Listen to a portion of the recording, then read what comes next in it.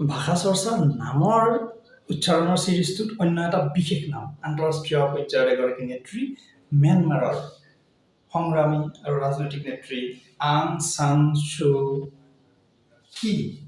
আমি সৰুৰ পৰাই প্ৰতিটো প্ৰজন্মই পাই অহা এটা নাম, কাকতে পত্ৰই বিভিন্ন কিতাপত, সাধাৰণ জ্ঞানৰ কিতাপত সকলোতে এই নামটো কিদৰে লিখা হয় বা আমি কওঁ আং চান চু কি।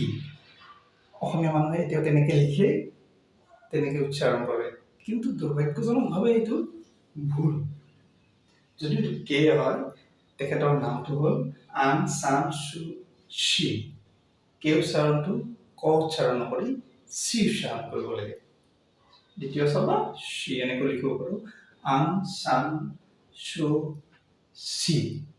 পাৰিলে এইটো শুদ্ধ কৰা ভাল সংবাদ মাধ্যমে বা ছাত্ৰ ছাত্ৰীসকলে সকলোৱে। এতিয়া চু কি নকয়, আমি চু চি ক'লেই শুদ্ধ বা তেখেতৰ প্ৰতি প্ৰকৃত সন্মান। তেনেকে চীনৰ ৰাষ্ট্ৰপ্ৰধানৰ নামো আমি প্ৰায় ভুল কৰা হয়। এইটো জি জিনপিং কয় কিছুমানে, আচলতে এইটো চি জিনপিং। যদি এক্স আই থাকে এইটো চি জিনপিং।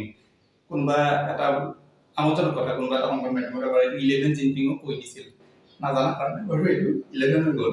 যি হওক, এইটো এটা আমোদজনক ঘটনা আছিল। সেইটো আচলতে চি জিনপিং, আং চান চু কি নহয় চু চি।